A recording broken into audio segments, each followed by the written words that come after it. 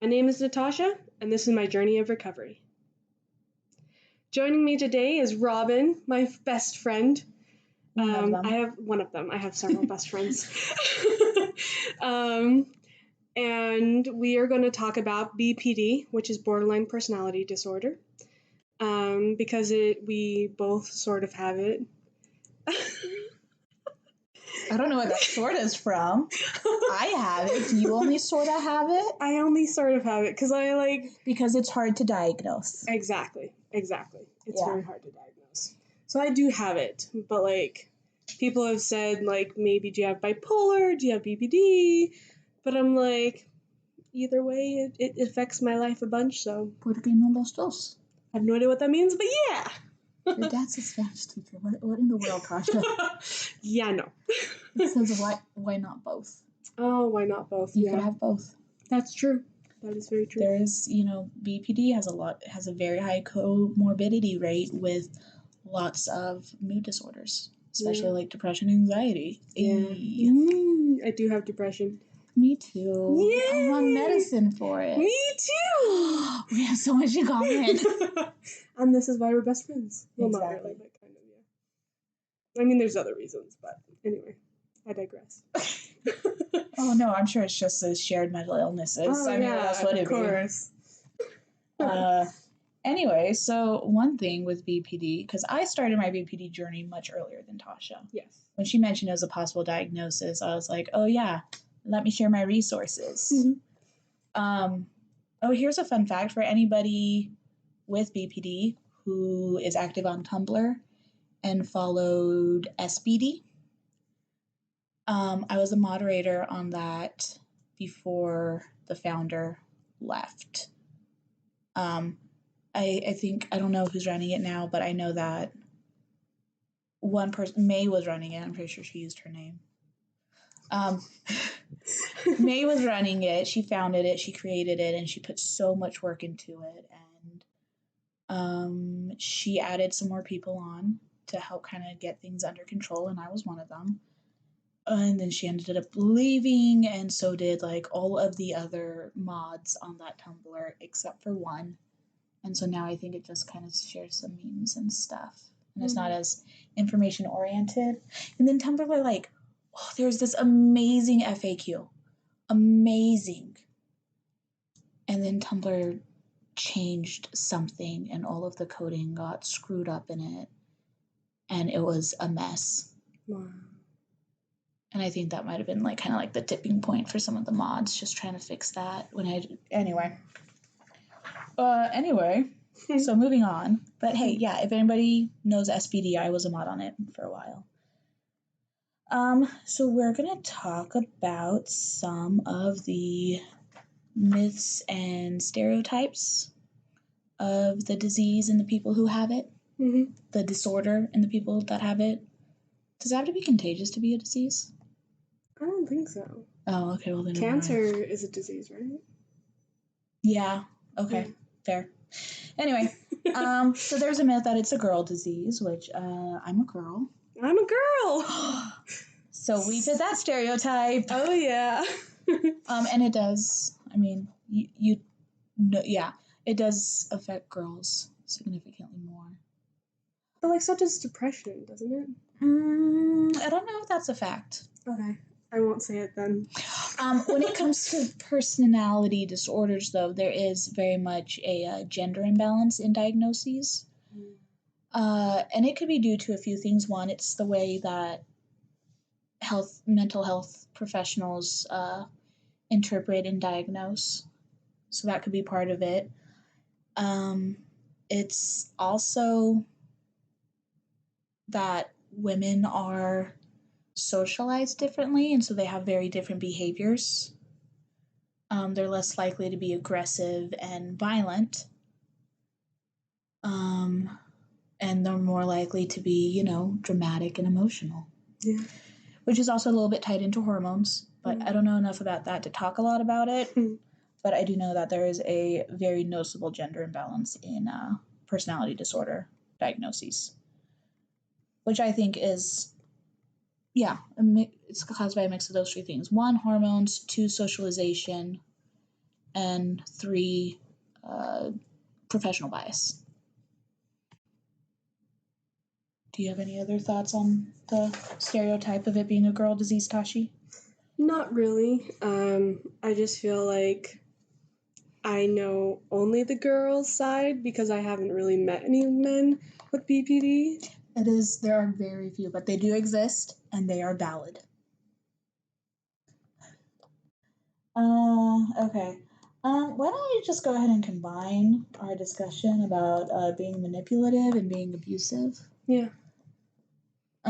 So my thoughts on that is, 1, it all comes down to intent.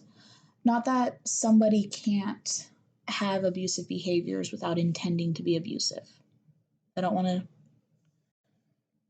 try to say that, oh, they didn't mean to be abusive, so they weren't. That's not how it works. But I think when we talk about the manipulation aspect of it, 1, I think a lot of times it's the suicide threats and the self-harm threats and the emotional reactions that kind of get pegged as being abusive and manipulative. And yes, with certain people, it is abusive. I'm not going to deny that. There are some people with BPD who are abusive. Fact. I'm not abusive. I've never been accused of it. And as for manipulative, well, yeah, but I mean, who isn't? And with the self-harm threats and suicide threats and emotional reactions, the intent there isn't to control the person, it's expressing a need. And sometimes that comes off as manipulative and controlling. But when somebody says, if you leave, I'm going to kill myself, they may be expressing very real emotions that they're feeling at that moment. And yes, they are trying to control the person. They're trying to make them stay, but it's coming from, a very real place of fear. Because, of course, fear of abandonment is one of the major. Yeah, one of the 9 symptoms. So for me, I feel like with manipulation and abusiveness, like it's there, but like I feel like we don't mean to be manipulative at times. Like sometimes we are totally being manipulative because we want to meet our needs, but then there are other times where we're just emotional and we're just going to react, and we won't always react in the correct manner. That will help somebody, but it'll manipulate them instead. So that's just my sort of opinion. And I just want to reiterate, everybody is manipulative. Yeah. That's a thing. I mean, when you write a persuasive essay for college, you're trying to manipulate the reader into agreeing with you. When you're discussing where to go for dinner, you're trying to manipulate the person into agreeing with you. I mean, you're trying to get what you want. You're trying to meet your own needs. That's how it works. So everybody is manipulative. Just saying. Next is dramatic. I am very dramatic. I have very strong emotions. Yeah, me too. And I can't always keep them under control.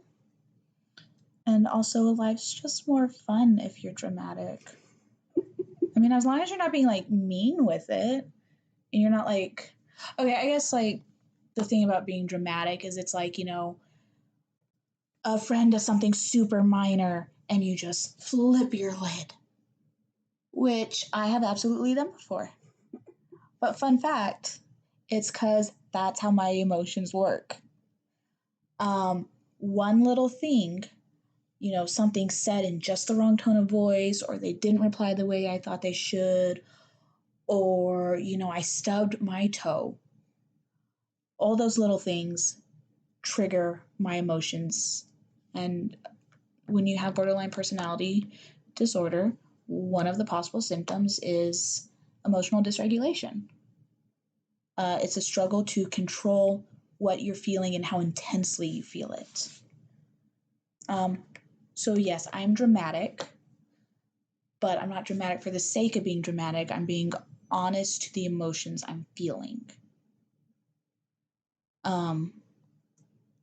Which helps. It really helps to control those emotions, when you're on an antidepressant or an anti-anxiety medication, and when you go through DBT, because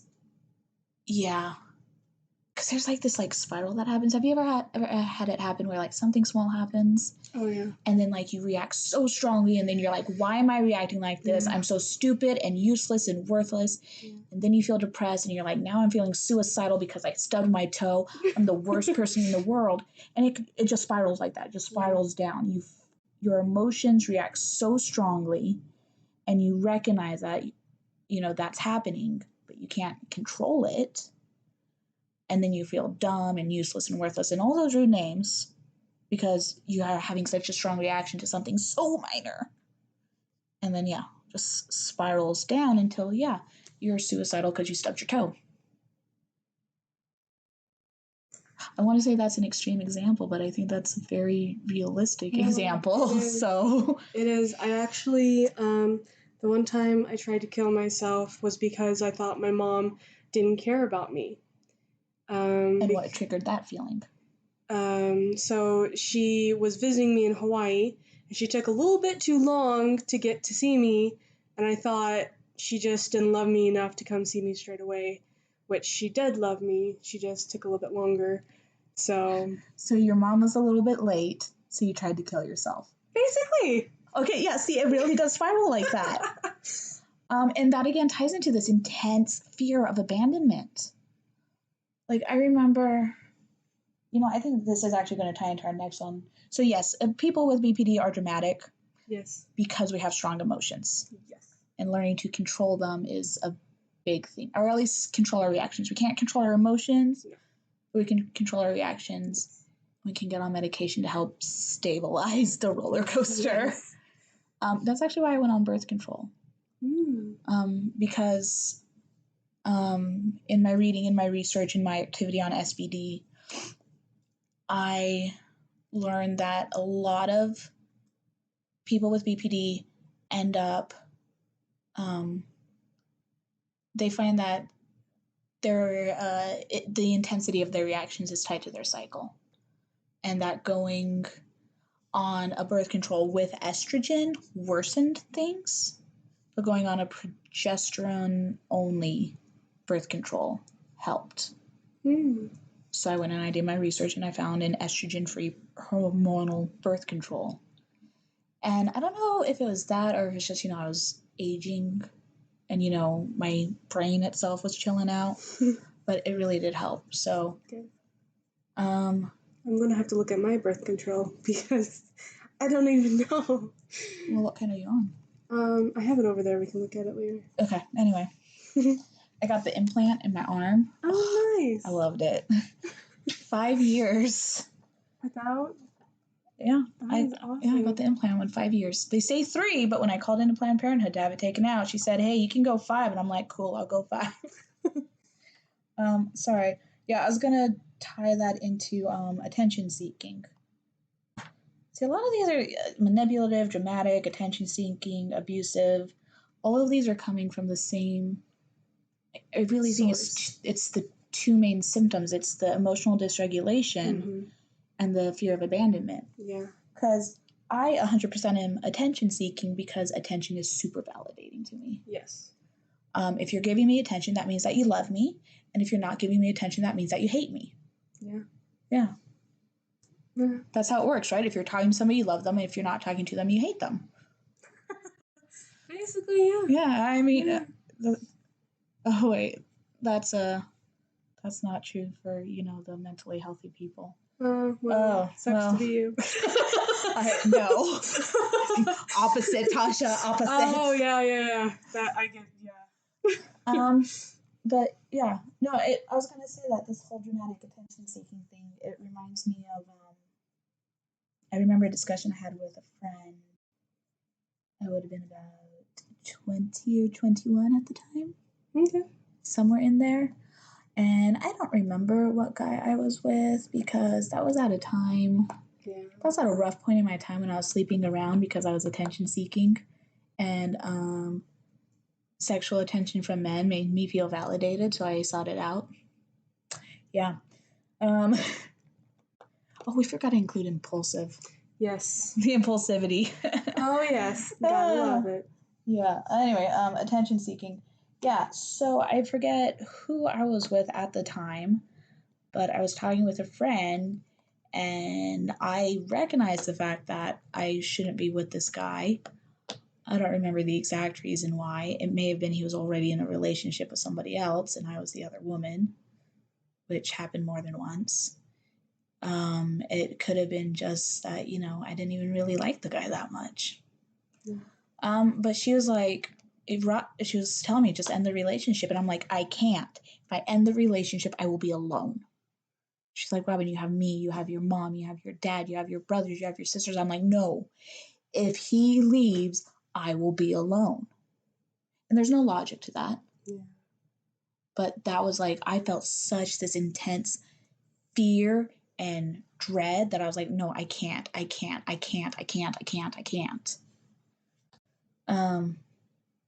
Yeah, so that's why,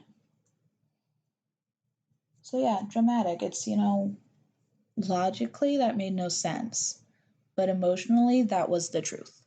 Yeah.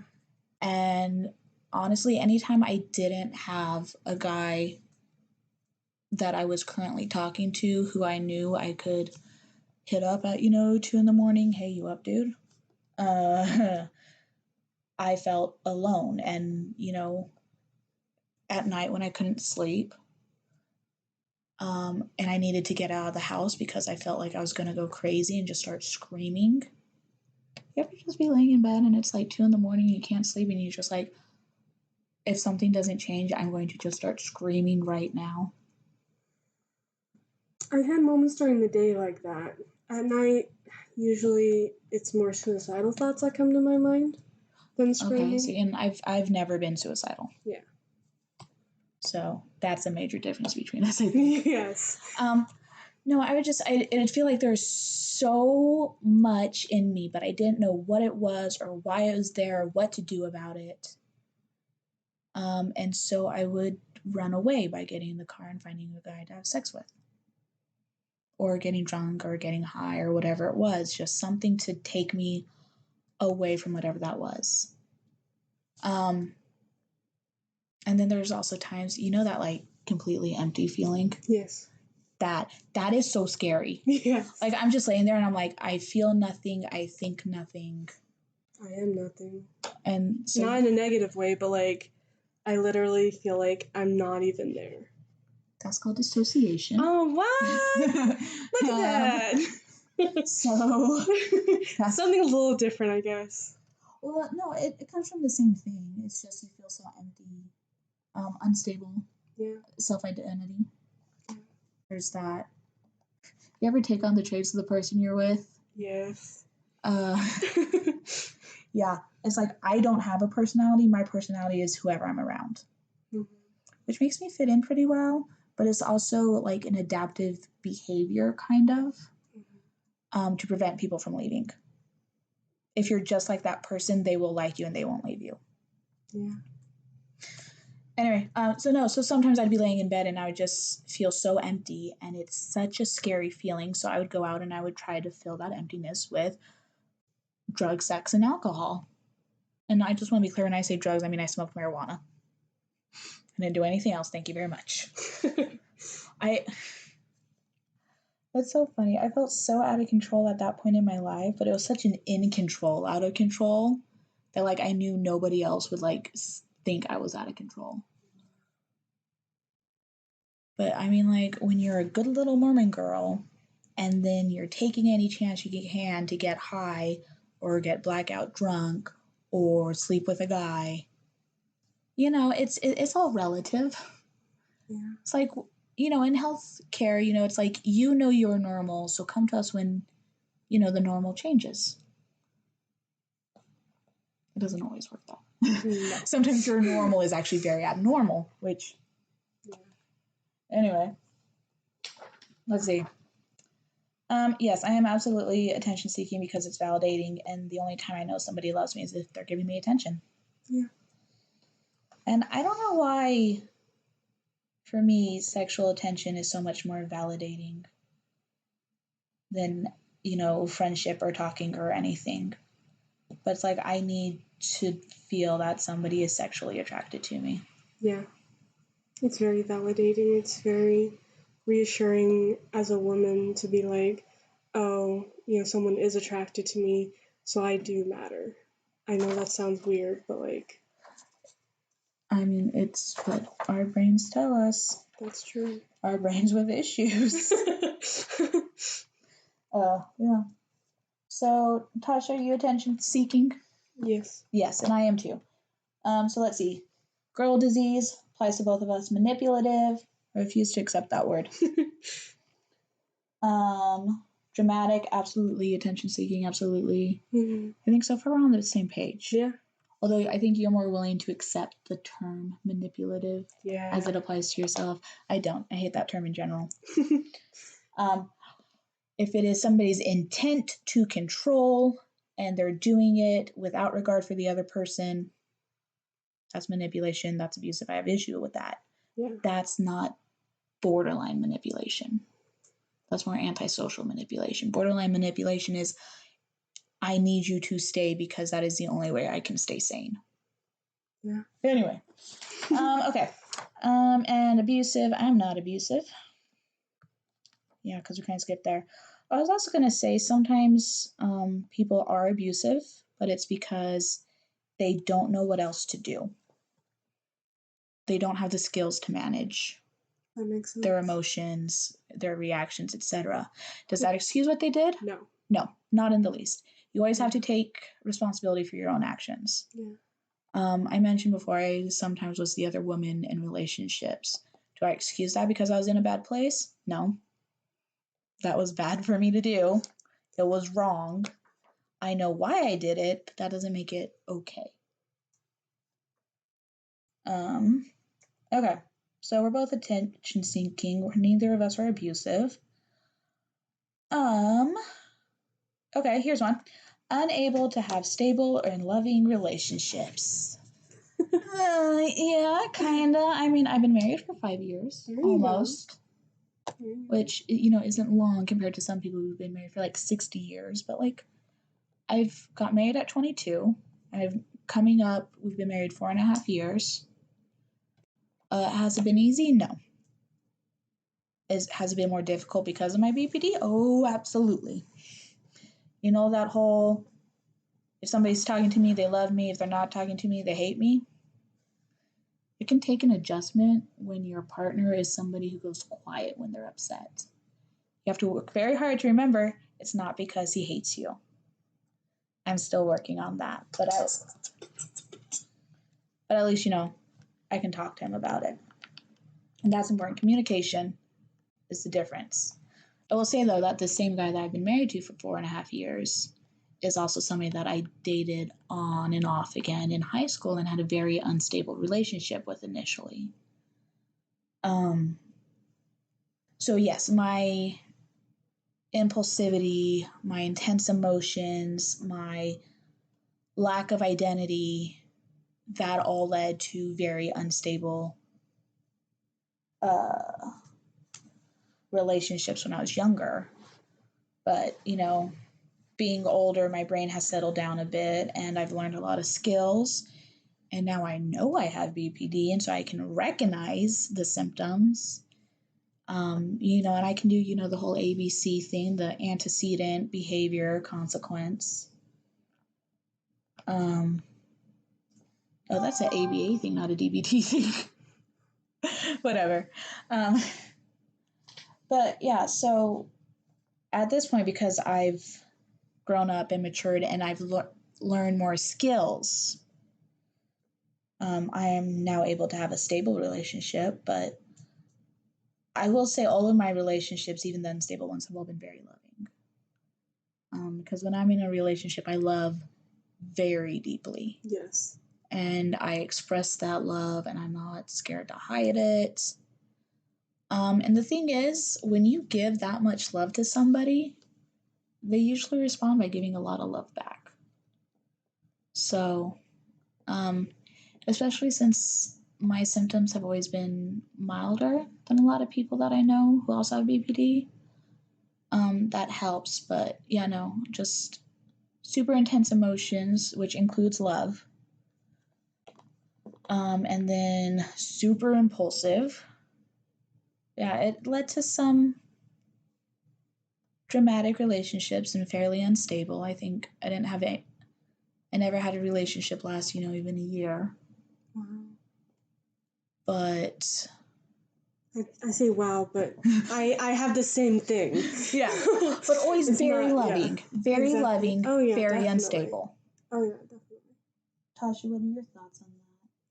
I feel like because you wrote yes and no. I feel like with me, I just the past year and a half, I've definitely had ups and downs with guys.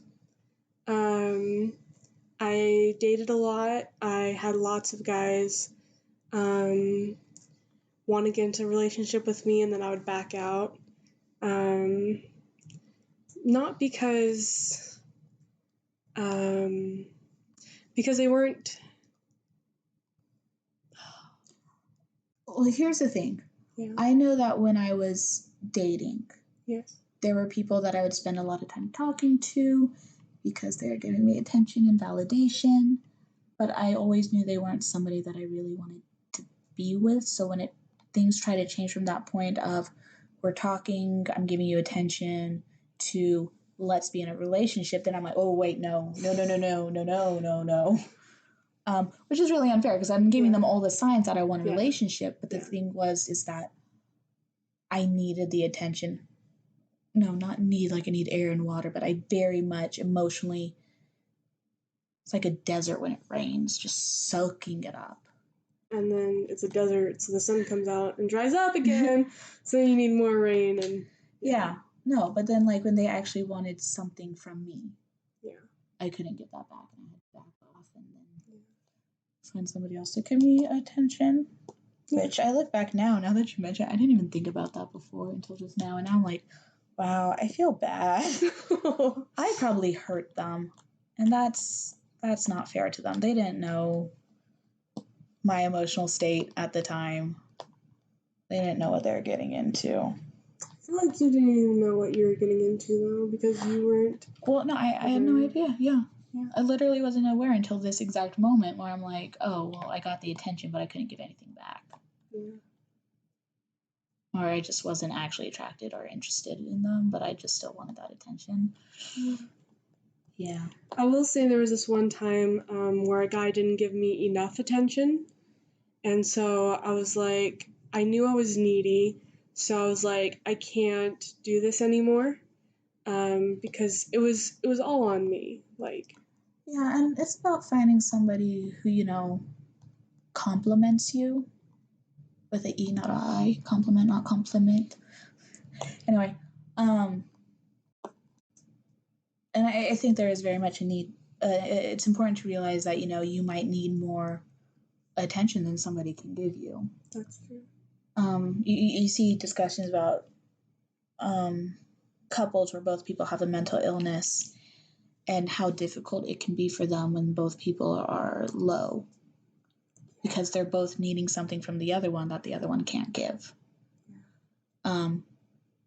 Which is why it's important to be self-sufficient and to try to take care of it yourself. But I mean, if it's like you're not even in a low and you're not getting enough attention, I mean, did you talk to him about it? I tried, but he tried, and it just still wasn't enough, so. I think that's valid for ending it. Yeah. And the reason I brought up, like, I liked attention from guys and then realized I didn't actually want to date them. I shared that. I was wondering if that was kind of what you were doing. So, when the guys wanted to move to relationships and you're like, no. Yeah, when they wanted something more, it just, I don't know. It's like I would say yes, but inside I'd be like, no, I'm good just where I am. internal screaming. I get that sometimes. Yeah. So. Okay, that makes sense. No, and I think also, I mean, you've made a lot of progress in the past while. Yes, It's been amazing, but me being outside of you and not knowing your internal state, I still think you'd be better off with more time before a serious relationship. Yeah. So I think it's been good that you haven't found someone. Yeah. Although I do believe if you find the right someone, even if it's not quite the right time, you can work together until it is the right time. There you go. Okay. Self-harm as in attention-seeking behavior. One, I think we should define self-harm because I have self-harm scars from where I cut myself with razor blades in places where they wouldn't be obvious. I never did like the wrist and stuff. I've got a couple on my arm that actually get very little notice. Yeah. It just looks like a scar from something that... I mean, yeah. Anyway. But that was just one time, and then it freaked me out because, it scarred over heavy, and it really hasn't faded a ton.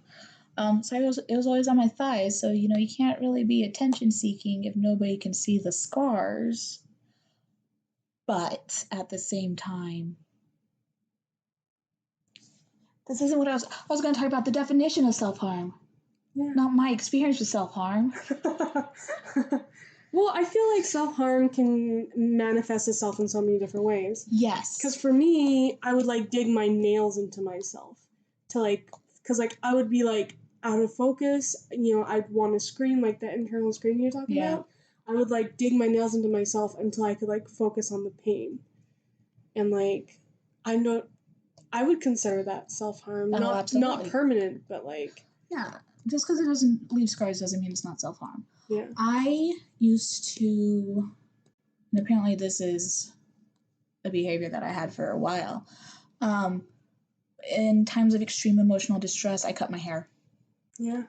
When I was very young and when the abuse from my father was ongoing, it was something that I did. I cut my own hair. And so when I did that again in 8th grade, my mother was very concerned.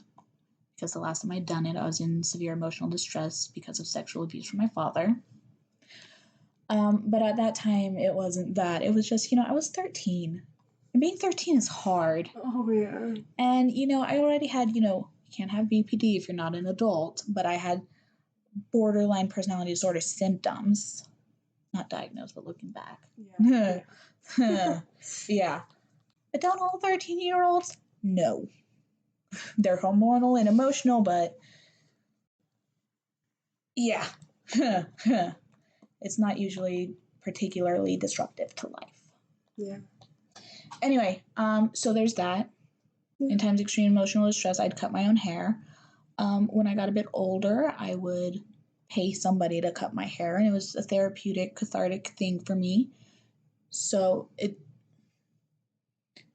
just a different form of cutting. Yeah. That I paid somebody else to do. So much healthier behavior. But the other thing that I do is I know that if I don't get enough sleep, I feel like crap the next day. And if I drink energy drinks, I'm good for a while, but then I start getting jittery and I get this yucky feeling in my tummy. And I know this, and I do it intentionally anyway. Not always out of self-harm. Sometimes I'm just playing video games, and sometimes I just really want a monster. But there are times where I intentionally seek that feeling.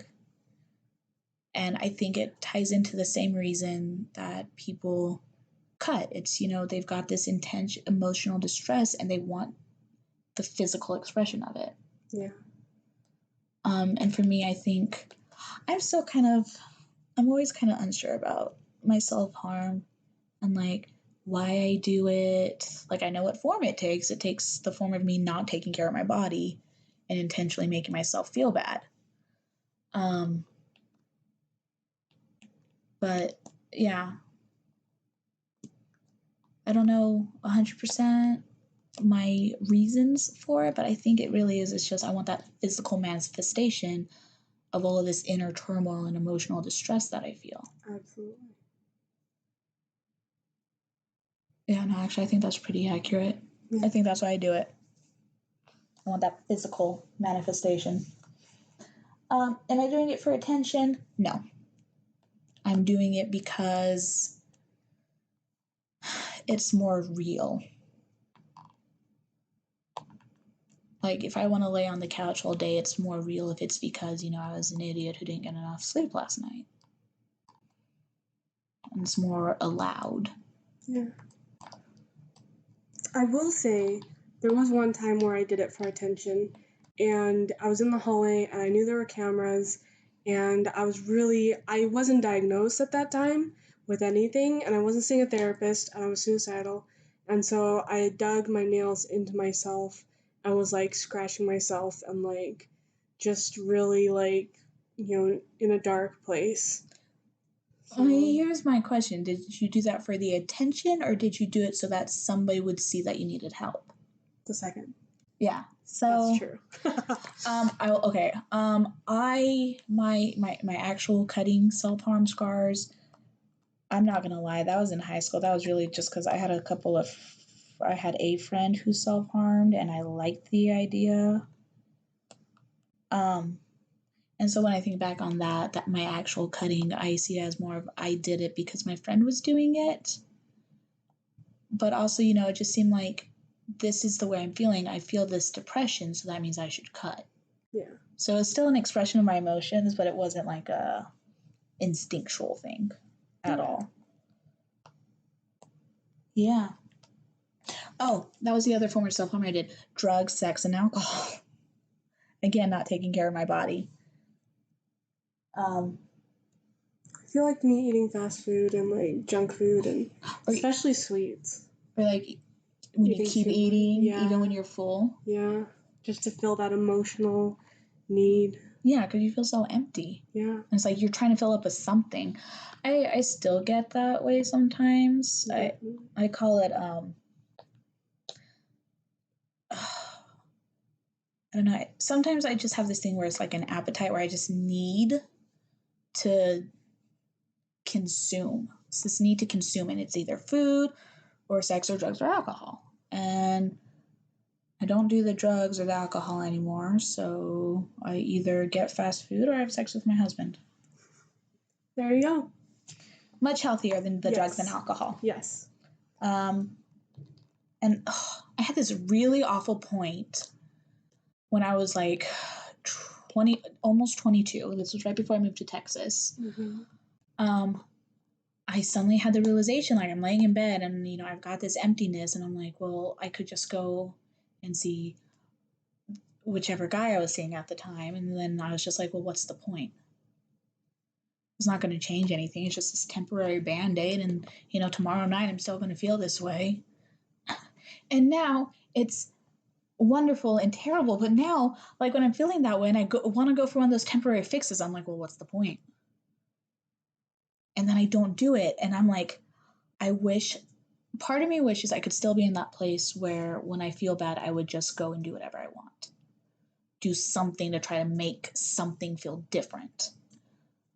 But now I am just lay there because I know nothing's going to make a difference. So I just lay there and do nothing. Which, luckily for me, the mood passes within a day. That's good. And then it means that, I didn't go off and do anything stupid. There you go. But it's also just kind of frustrating. There's a part of me that still wants to be that impulsive person who went out and slept around and did drugs and drank alcohol. Because it's easier. Yeah. It's so much easier to do those quick fixes, self-harm fixes, than to actually look at why you're behaving the way you're doing and recognize your triggers and learn the different things you can do that aren't as easy. The long-term consequences. Yeah, but in the short term, it really sucks. Yeah, that's true. Anyway, so self-harm, I think it can be attention-seeking, but I think it's more likely to be cry for help attention. Yeah. We already did abusive. Okay, here was a thing I saw.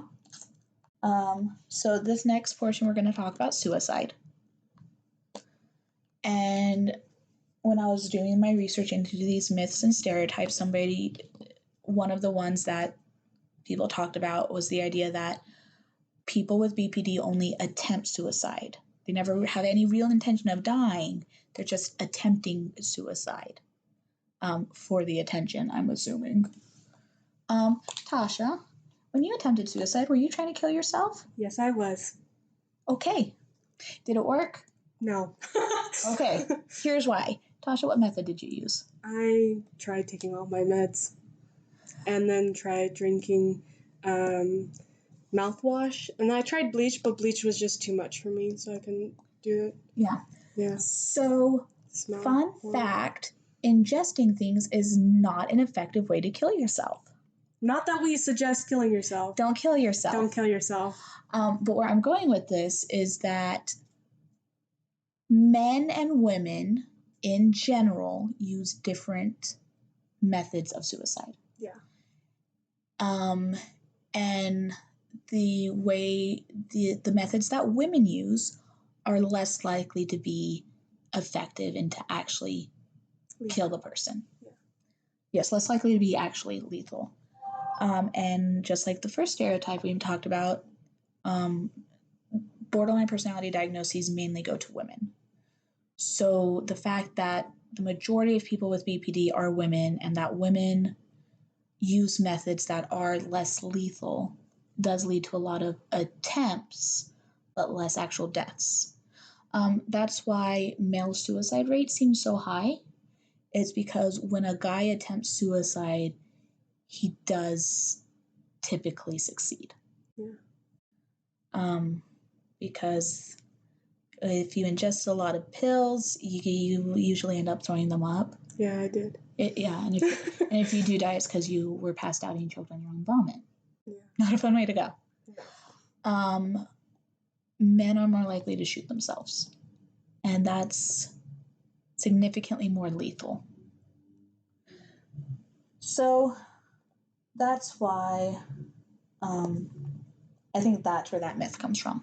Yeah. Is that it's predominantly women who get diagnosed, and women attempt suicide more than men do, but they succeed less often. I will say I'm not always suicidal. But when I am suicidal, it's not like I choose to be like, oh yeah, I'm going to try and take my life today and hopefully someone will be there to save me. It's like, no, I want to leave this earth and go wherever it is, whether it's just sleep forever in death or whether it's heaven or hell. Like, I want to escape the current situation and emotions. Yeah. And you know what? I know why I've never been actively suicidal. Why? And it's because of my religious beliefs. Yeah. I've always had this hope that things would get better. If I can just get through right now, things will get better. So I've never been actively suicidal. And I have to say actively because I have been passively suicidal, as in, if something happened and I died, that wouldn't be the worst thing. I know I'm low when I'm driving, and I'm like, well, what if I didn't turn? What if I didn't stop the car as I came up to this intersection? So that's when I know I'm in a low mood, because that's a little more actively suicidal than just, well, if I die, I'm fine. But yeah, I don't have a lot of experience with this particular myth, but I know Tasha has more than I do. Yes. So I'm gonna call that one false. Yes, completely false. However, does that mean that no person with BPD has ever attempted suicide? No, it doesn't mean that. Somebody with BPD very well may have faked an attempt or intentionally chosen a less lethal option to have the attempt to look real but not succeed. No doubt that it happened. Of course it has. But I think more likely that's attributed to gender differences in suicide. Yeah. Okay, well, we're done with suicide now. Moving on. People with BPD won't help themselves. False and true. Yes, I think there's a lack of skills. Yeah. Which is why, I skipped over the idea that it's untreatable. It is treatable with DBT, developed by, Marsha Lynn. I'm going to look it up. I'm sorry. I feel so ashamed of myself. It's okay. But I should know it too. I know it's Marsha Lind something. Marsha Linehan. Marsha M. Linehan. If that's how you say her name. I actually don't know. Anyway, she created dialectical Dialectical. Yeah, I always say dialectic. It's dialectical behavioral therapy, which I think is very, very closely related to CBT, yeah? Yeah. But here's the thing. Marsha, bless her heart, she deserves everything in the world, has BPD. And she developed a set of skills and a system of therapy to help people who have the same symptoms as her. And it works. What do you know? When you live the experience, you know what helps with it. Yeah. Right. So I think people with BPD sometimes don't help themselves because they don't know how. Yeah. And there's also just this feeling that, like, you can't control anything. Like, why bother trying? Nothing's going to change. There's a hopelessness. And I know that sometimes I can seem like I'm not trying to help myself because I get overwhelmed with my emotions and I just kind of shut down. Because it takes so much energy to work through that, and you have to muster up the hope that it'll actually work and then exert the effort. And if you don't have the energy for it, if you don't have the hope for it, if you don't have the skills for it, why bother trying? Yeah. So that's why you should learn the skills. Yes. Yes. Which, for me, the most helpful skill I learned was radical acceptance. I don't know if I use it completely correctly or if I understand it completely correctly, but here's my interpretation of radical acceptance. We talked about before how something very small and minor happens, and that spirals into suicide because you have such a strong reaction to something, and then you start beating yourself up for having that strong of a reaction. Or it's like, why am I mad because this person smiled at me? It's a completely inappropriate emotion or an inappropriate intensity. And you start beating yourself up on that, and it's like, oh, well, that's why nobody loves me. That's why everybody's going to leave me. I might as well just die. Not true, by the way. That spiral is lying to you. But radical acceptance is, you know what? That person smiled at me, and now I feel angry. Stop. You acknowledge and name and recognize your emotion, but you don't pass judgment on that emotion. It's just, that's the way it is. I stubbed my toe, and now I feel very angry. And that's also part of it, is you recognize the trigger, acknowledge the response, don't pass judgment. You've actually done like more formal DBT treatment than me. Does that sound accurate to what you remember radical acceptance? So radical acceptance is not only accepting your emotions, but accepting like the situation and accepting that you don't know what the other person is thinking. And you also can accept that even if they are thinking that way, doesn't mean that you have to. And but that you are valid in your feelings. And yeah, basically what you just said. Yeah. Okay, because I was going to say, sometimes I think I take it a step further, but now that you describe it, I don't think I do. But it's like, if I'm in traffic, I used to have such a strong reaction to that. I had to get so frustrated and so like tight and agitated and anxious.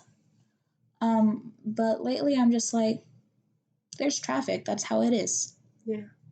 And I think that mindset of that's how it is what's really made the biggest difference for me. Am I always great at it? No. Recently, my husband was upset and he went silent, which is what he does to handle things.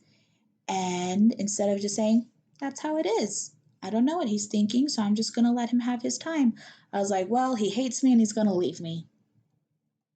So, doesn't always work. I'm not perfect with it, but it has made a huge difference. It's like the one thing that I really hold on tight to is just that idea of that's how it is. It's harder when it's something you feel like you should be able to control, though. Yes.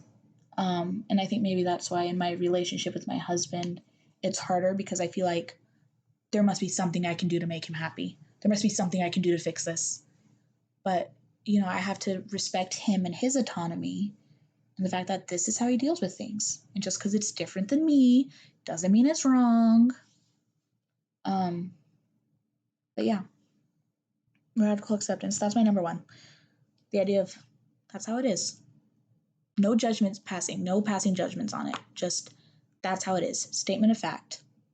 No value judgments. Yeah. Yeah. Tasha, yes. What's the most helpful part of DBT for you? For me? Yeah. So I really love the more of the temperature, intense exercise, progressive relaxation, and something breathing. I forget. Paced breathing. There we go. Paced breathing.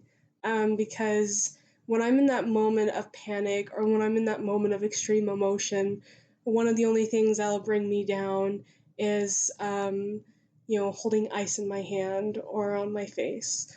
Or, I know that sounds weird, but it works. No, I was just reading a thing about somebody having an anxiety attack and her boyfriend told her to put some ice in her mouth. And the idea is, that physical sensation is going to distract you. Yeah. And also you're just like, this is weird. I'm wanting this ice cube to my face. This is weird. And both of those things distract you. Yeah. And definitely breathing, it helps me recognize my emotion a little bit better because usually it's not just one emotion. It's like underlying emotions and triggers. And yeah, exactly. They stack and they spiral. Exactly. It's crazy. And so recognizing that what triggered it in the first place, when I'm breathing, I can recognize that finally. Usually I end up crying afterwards, but that's because it's released and yeah. See, and I think something we both mentioned is, you have to identify the trigger. Yes. I used to just be like, I'm so angry, I don't know why. I'm so sad, I don't know why. Or I'm so happy, I don't know why. What's wrong? When is this going to crash? That's always a fun thing when you're in a good mood and you're like, man, I wonder how long this is going to last. Yeah. Yeah. Anyway, but yeah, recognizing your triggers. And keep in mind a trigger is anything that causes an emotion to happen. Stubbing your toe, seeing a friend, smelling a scent. Could be a splotch on your glasses. Yeah. I've had that happen. Yeah. Why is that spot there? Yeah. Yeah. No, so a trigger can be anything and it can be super minor and it can be hard to recognize, which is why you need to practice. You start going back through your day, trying to figure out why am I so angry right now? And you start going back through the events until you find where the anger started and what triggered it. And I feel like that process in and of itself just helps you. yeah, because it's distracting you from the emotion. I That's think true. helps. And I don't know, there's just something so cathartic and validating about recognizing the trigger. It's like, that's what it was. That's what made me so sad. And then you recognize it and then you can process it. You're no longer just reacting. I think that's another thing. Instead of just reacting, you're actually thinking and you're taking the time. Because, emotional dysregulation, you have to learn how to regulate your emotions. Yes. And, you have to prepare yourself for situations. And if you know that, a specific scent triggers anger, and you're going to go somewhere where you're going to smell that. Like maybe it's Cinnabon. Smelling Cinnabon makes you so angry, ruins your entire day, and you're going to go to the mall. So I think, you have to decide how you're going to deal with that. I think for me, I'd probably go straight to the Cinnabon and smell it and be in that moment and have it and let it go. But for some people, it might be completely avoiding that part of the mall and not going anywhere near it. Yeah. But again, I think you have much more intense symptoms than I do, especially since, I've been working online for longer. And yeah. I mean, like, I'm older, but I'm not that much older. Yeah. How much older? I'm 25. Okay, so 2 years. Yeah. Wait, you're turning 26 this year. Yeah. So a year and a half. There you go. But I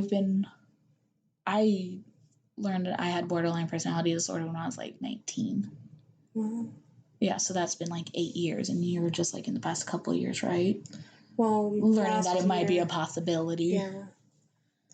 So a little bit of a tangent, like talking about those triggers. I think that's why it's so hard for me with my depression, is because it's not usually triggered by anything. Well, that's why I said why not both when you said borderline and bipolar. That's true. Because, okay, real quick, one of the major differences between borderline mood swings and bipolar mood swings is that borderline mood swings are triggered, bipolar are not. And you can have both. You can be in a manic phase when you're bipolar and still have the borderline reactions, which can be confusing because you're like, so yeah, you could have both. Okay. So if you want to talk to your next therapist about that and be like, is it possible I have both? But you'd have to be able to really talk to them about why you think that. Yeah. Or it could just be that, you have major depressive disorder. And so that means that naturally you're more or unipolar depression as opposed to bipolar depression. You could just have unipolar depression and your BPD is what gives you spikes. Because you can go manic when you have BPD. It's just usually triggered and it's shorter. Okay. Borderline mood swings are much shorter because they're triggered and they're reactive. And bipolar mood swings tend to last like a week or longer. Yeah.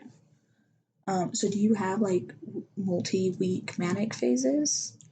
I feel like this podcast has been one of those but I'm not sure if that's the reason or if it's because of my change in meds or because I'm eating healthy, because like I changed those as well.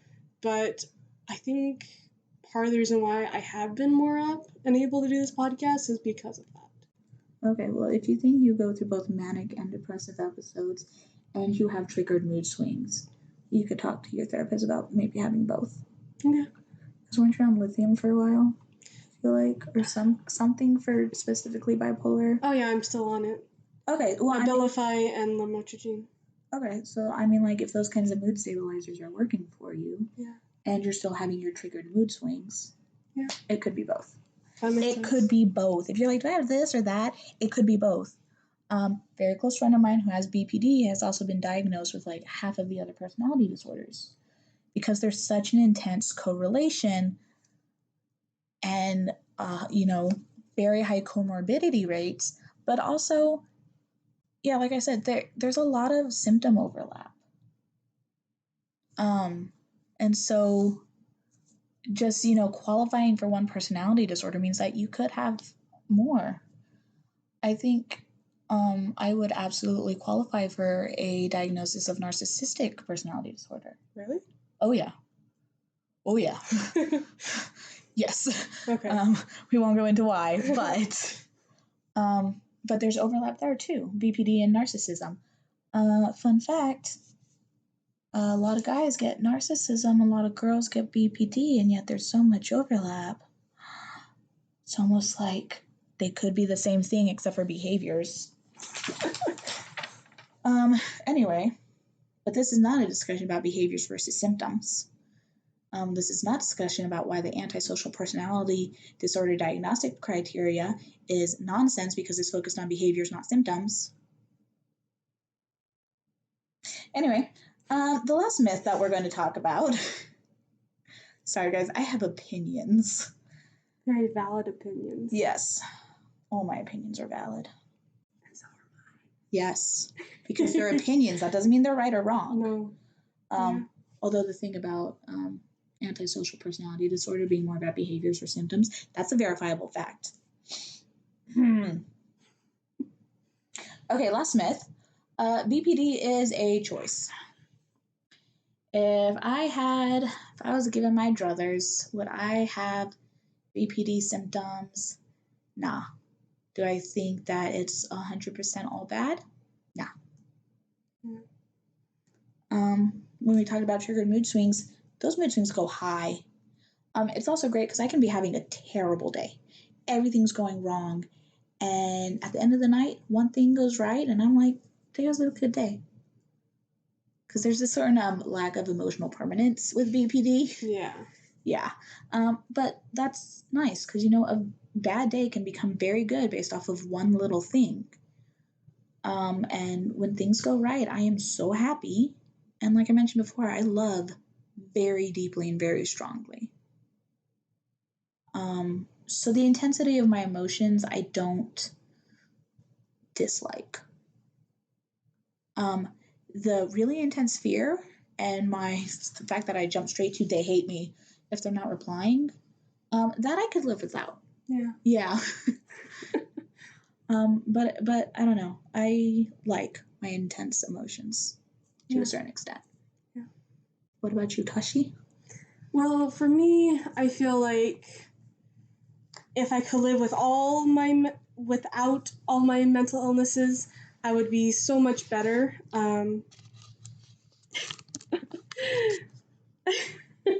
Sorry, it's tough. Nothing happened. Nothing happened, exactly. Continue. So I feel like if I could be without my mental illnesses, whether it's BPD, bipolar, depression, whatever it is, I would be so much happier. But I've thought about this before because I realized one time that normal people have struggles too. I'm not trying to invalidate anyone who has struggles, and so I had to realize and talk to myself and be like, would you trade your mental illness for something else, like cancer? And I'm like, I hate pain. I'd rather deal with the mental disability than pain. And so, yeah. So even though I would rather be without them and be quote unquote normal, what is normal? But why would anybody really want to be neurotypical? I mean, come on. I am so much more compassionate and accepting. Yeah. However, I would have liked to reach that point of being, compassionate and accepting without, the mental illness. Exactly, yeah. Yeah. But sometimes you have to go through it to understand better. Yeah. And you know what? I don't think it's specifically my mental illness. I think it's really... I think it's May and my friend Chase, like the two of them, and their experiences and the information that they've done and the research they've done. I think, yeah, I really attribute my really high compassion acceptance to them. And also Tumblr in general. Because it exposed me to more opinions and ways of life and experiences. Yeah. And I'm like, I've become much more moderate in some ways. So, yeah, I like that. Mm-hmm. Okay, so overall, I think these myths and stereotypes are kind of true, but misrepresented. Basis, yeah. Yeah, misrepresented, and misunderstood. Yes. There's a basis of truth in it, but it's been misinterpreted. Yeah, to the extreme. Yes. And again, I don't want to, say there aren't bad people with BPD. But there are also bad people without it. And not every crazy, emotional, manipulative ex that you had BPD. They may not have even had any kind of personality disorder. They may just be a jerk. Yeah. You don't have to have a personality disorder to be abusive. No. You can just be a jerk. Yep. Yeah, that's my final thought. Do you have a final thought, Natashi? Well, I just feel like if you do have BPD, or if you think you do, or someone else you know do, make sure to get the help that you need. because it will not get better usually. Usually it just gets worse without the help. And so reaching out and asking for help is not a bad thing, but actually it'll help you, it'll help your relationships, it'll help everything start to get better. I kind of want to add to that, like the two things that really help with BPD is time as your brain matures. That's not a guaranteed fix though. And DBT, which you can find, and CBT to an extent. It's just not quite as targeted. Yeah. And you can find workbooks for both of those online. And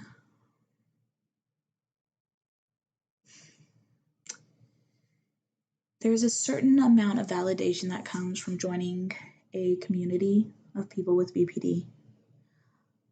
But when you have that many people needing the same thing and with very few people able to give it, communities like that can become toxic if you're not careful. So be aware when interacting with communities of your own mental state and how you're reacting and if it's triggering for you or not. And be honest, but be positive. And the main reason I wanted to mention communities of people with BPD is just that they are very validating. They help you to recognize patterns in your symptoms that you didn't notice before. Like, that's how I learned that I should find estrogen-free birth control. It's where I finally understood, the lack of emotional permanence and things like that, and just the different forms that the symptoms can take. So there is benefits to that, but you have to do it carefully, and not expect to get a lot from the communities. You give as much as you can, but don't rely on it as a source of validation. And don't read the comments on articles about people with BPD. That's my number one tip. Okay. Well, my name is Natasha, and this is my journey of recovery.